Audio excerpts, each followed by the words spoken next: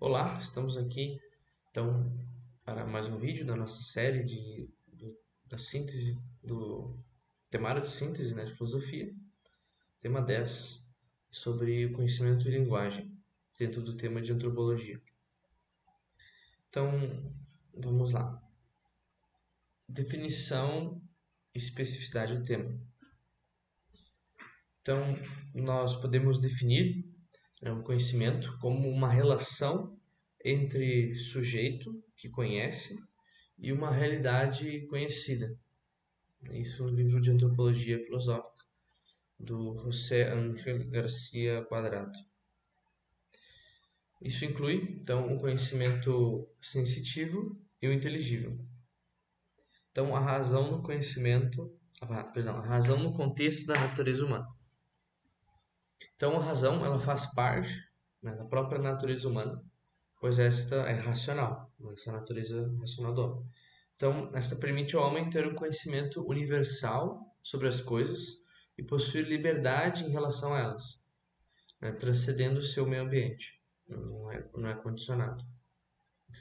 Novidade do conhecimento humano em comparação com o conhecimento animal. Então, ambos, né, o homem e o animal, né, possuem um conhecimento sensitivo, né, sobre as coisas. Ou seja, eles possuem os sentidos externos e internos que permitem esse tipo de conhecimento. Porém, né, o homem ele vai além do animal. Então ele pode conhecer as coisas em si mesmas, pois possui um intelecto e pode assim abstrair a essência mesma das coisas. Então ele possui um conhecimento intelectual, ou seja, que conhece a verdade, que é a adequação do intelecto à coisa. Então um pouco faz sentido também com a própria definição que a gente deu, né, de conhecimento, né? Relação entre sujeito que conhece uma realidade conhecida. Então, vamos lá. Segundo grande tópico, processo do conhecimento, descrição filosófica. Então, vamos repassar de novo, né, perdão, repassar, como, se não me engano, no tema 3, a teoria do conhecimento aristotélico tomista. Então, nós temos primeiro a sensação externa, definições, elementos e processo. Então, a sensação externa ela pode ser definida como as faculdades orgânicas mediante as quais o ser vivente capta a realidade material que o rodeia. Isso também no livro de antropologia. Então, dentro da sensação, nós temos os cinco sentidos. Né? Da sensação externa, perdão, nós temos cinco sentidos. Né? A visão, né, cujo órgão sensorial é o olho, e o objeto dessa faculdade é a cor. A audição, cujo órgão sensorial é o ouvido, e o objeto é o som. O olfato, a mucosa nasal, o interior do nariz, cujo objeto os odores. Paladar, as papilas gustativas, o objeto é o sabor, o gosto. E o tato, que o órgão sensorial é o sistema nervoso, um pouco também a ver com a própria pele também. E, e ele tem como objeto as superfícies.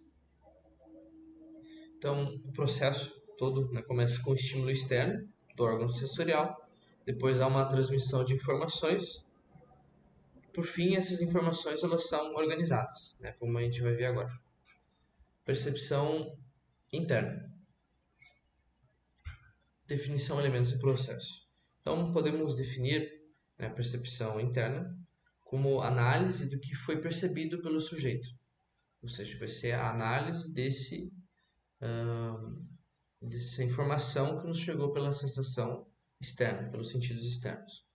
Então, dentro, né, dessa percepção interna, nós temos o senso comum, que ele unifica e organiza a percepção dos sentidos externos. A imaginação, que ela vai representar o que foi percebido com uma imagem, né? Então, e combina as formas, né? Depois a gente pode, a partir dessas imagens, criar outras imagens, né? Temos também a estimativa e cogitativa, né? A estimativa mais nos animais, a cogitativa no homem, né? Que vai fazer essa avaliação, essa percepção, né? De acordo com a conveniência ou não com o sujeito, né? Por como como é que é o nome? O, quando chega, no caso do animal, né? Chega um lobo, né? Vai ele vai um lobo para um cervo, né? E esse cervo vai já chega essa percepção para ele, ele vai avaliar, isso não é bom, né? Talvez ele foi perseguido por um lobo, né?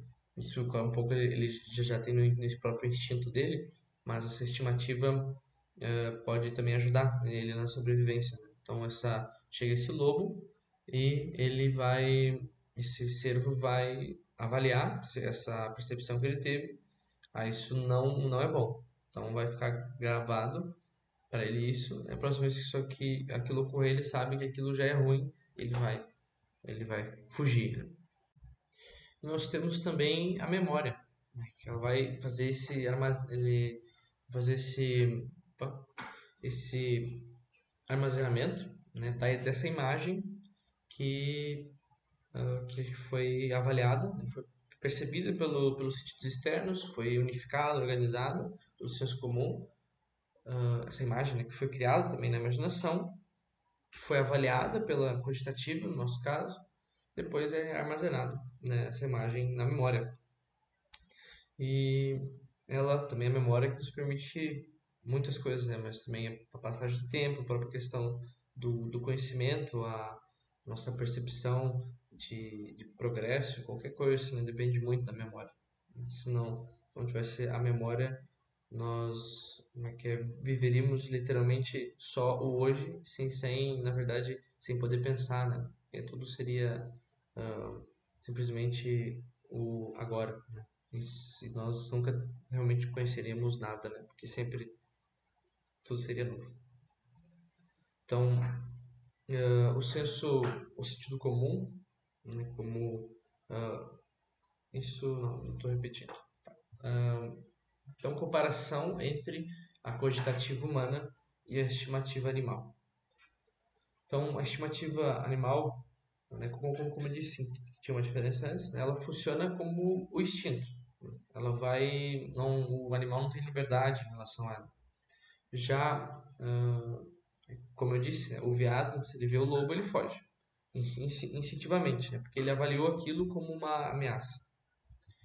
Já na cogitativa, por parte do homem, a vontade ela pode intervir em tudo isso, né? A cogitativa seria um juízo mais particular, né, das coisas, né? Mas sempre há uma janela de intervenção, né, da vontade. E a vontade pode, mesmo vendo aquilo talvez como ruim, né? Quer dizer, perdão, toda ali a sensação vendo já a nossa experiência, já viu que aquilo é ruim, mas pela nossa vontade a gente pode mesmo assim permanecer ali, que nem os mártires, né, que né, sabiam que iria morrer, sabiam que talvez aquilo materialmente seria ruim, né, para eles, mas espiritualmente sabiam que seria muito bom, né, seria na verdade a salvação deles e seria a entrada para o céu. Eles através da vontade, né, podem a vontade pode intervir essa cogitativa e realmente escolher, né, doar a vida por Cristo. Então,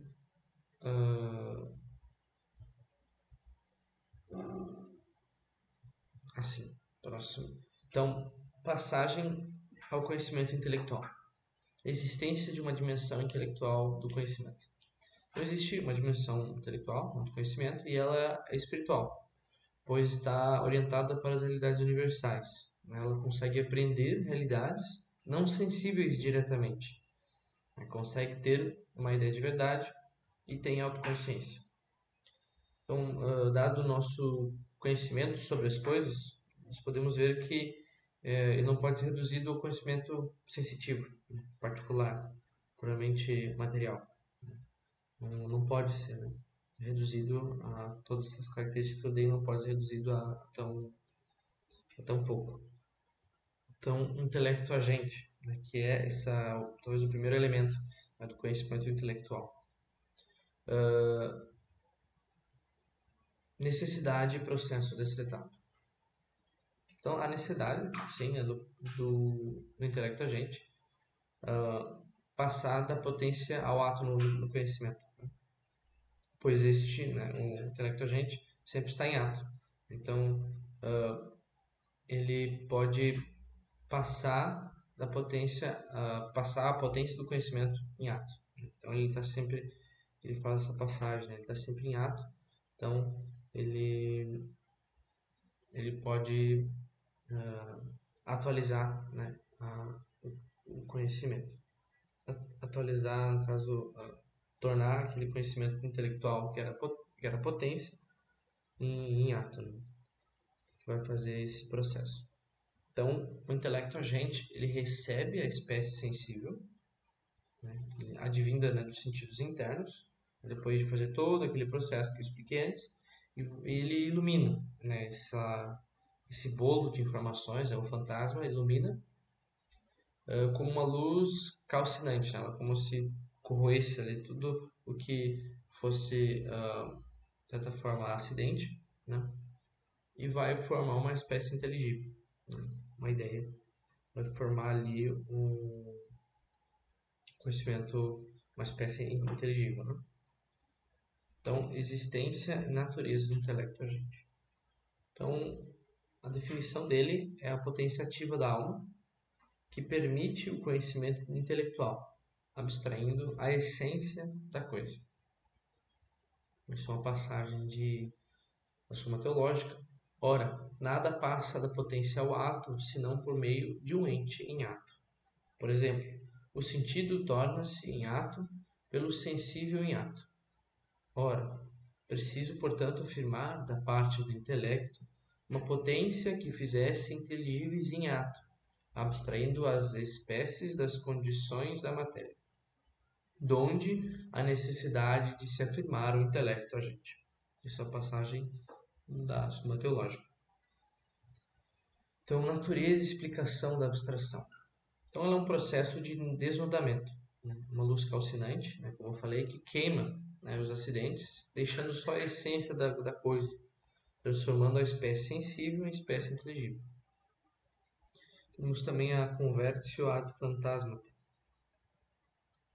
Então, essa seria a concretização, né, do universal, a ideia, né, nas imagens, né, no fantasma.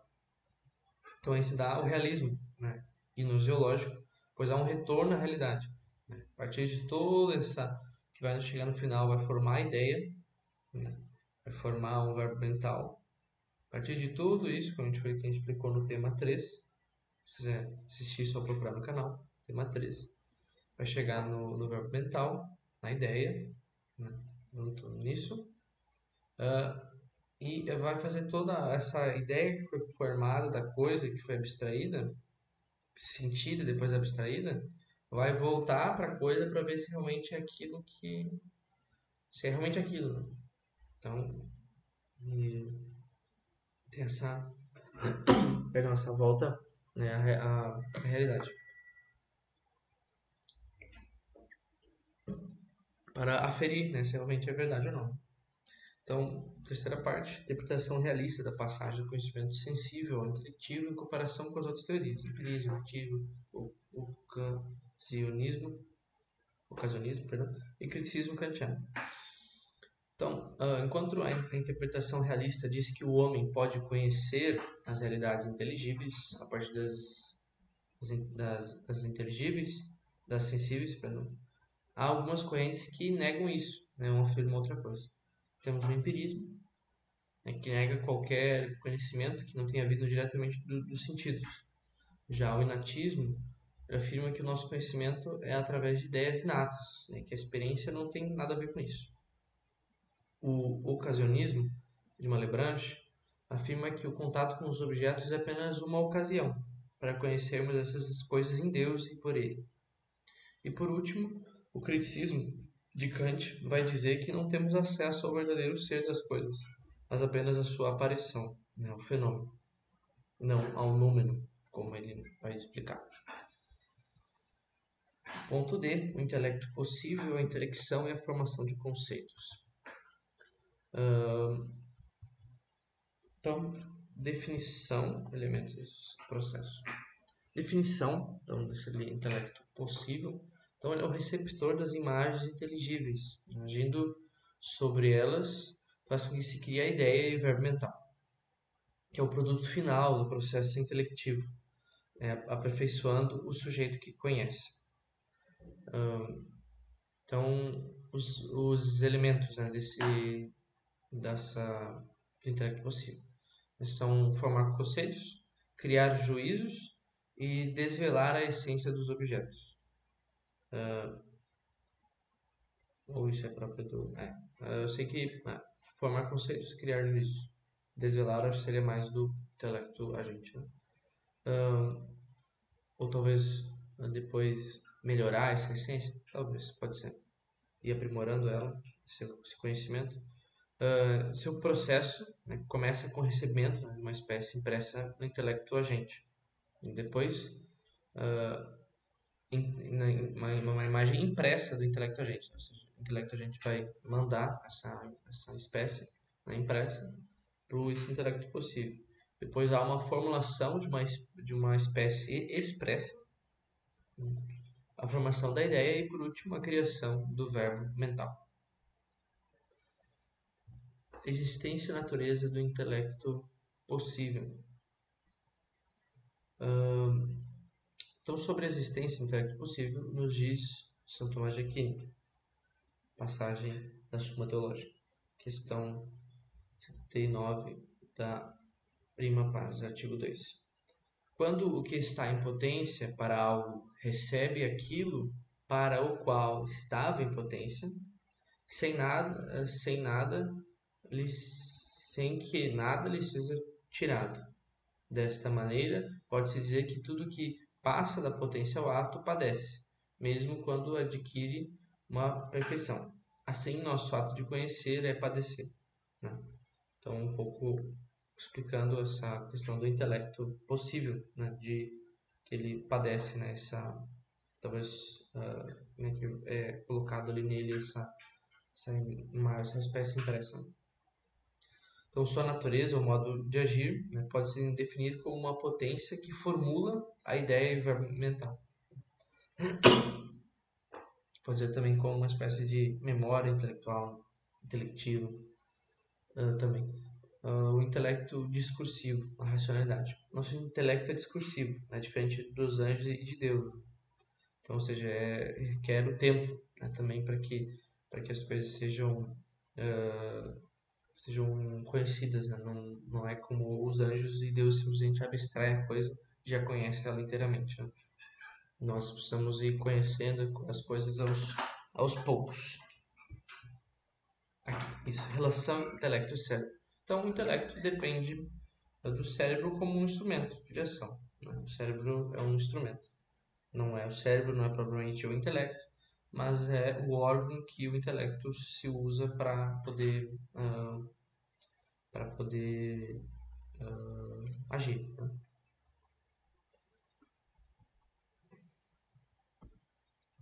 É porque se há um defeito nesse cérebro, também há um defeito, de certa forma, na ação, né? Em colocar em prática, talvez essa racionalidade, mas não quer dizer que não seja racional, né? Não quer dizer isso, né? Só porque tem algum defeito não quer dizer que não vai ter essa racionalidade, né? Mas talvez ela não será usada da maneira normal, como ela é usada, né? Então, processo do conhecimento, estrutura e relações. Então, essa etapa é um processo, né? Então, são muitas etapas e é o sujeito inteiro que conhece. Há pouco a gente já viu essas etapas. comparação entre conhecimento intelectivo, sensitivo e intelectivo. Então, o sensível, né, ele se atém mais ao singular e à forma material. O intelectivo é universal, abstrato e imaterial. Coisas mais rápidas assim mesmo. Dependência do conhecimento intelectivo. Respeito ao sensitivo, que tipo de dependência é essa? Então, o conhecimento intelectivo ele tem uma dependência material em relação ao conhecimento sensitivo, da matéria, né, para que esse conhecimento intelectivo seja feito. O sensitivo dá o material, como eu disse, a matéria do conhecimento intelectual ou intelectivo, que é o fantasma, né, essa matéria. A partir dele se tem um conhecimento intelectivo, né, se queima os acidentes, pega a essência da coisa. Porém, o conhecimento intelectivo não se reduz ao sensitivo, né, vai além. O ser humano não possui ideias inatas, né, mas sim estruturas inatas que permitem o conhecimento intelectivo. Né, só um pouquinho a mais, né? Tem uma linguagem. Essa parte é um pouco complexa, mas vamos tentar entender. Então, podemos definir a linguagem como um método exclusivamente humano, não instintivo, de comunicar as ideias, emoções e desejos por meio de um sistema de símbolos produzidos de maneira deliberada.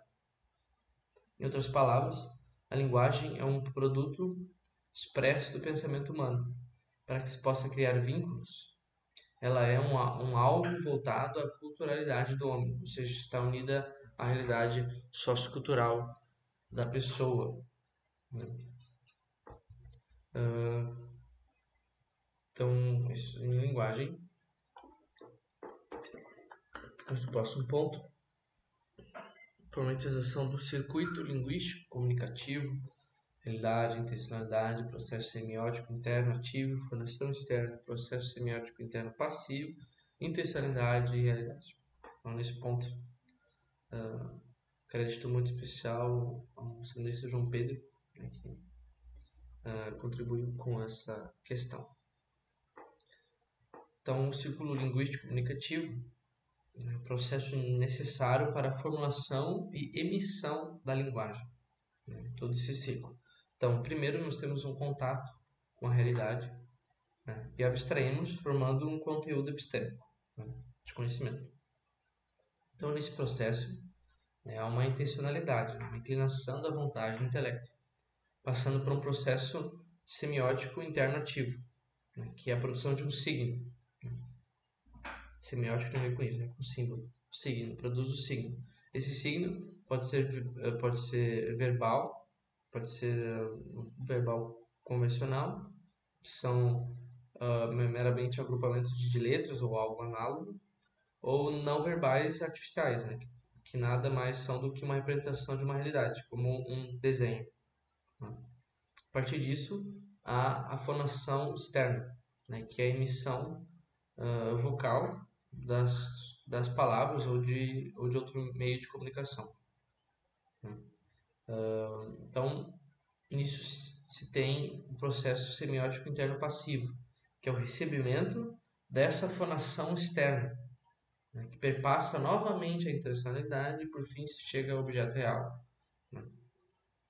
Então, tem um pouco parecido com o próprio processo de conhecimento. Né?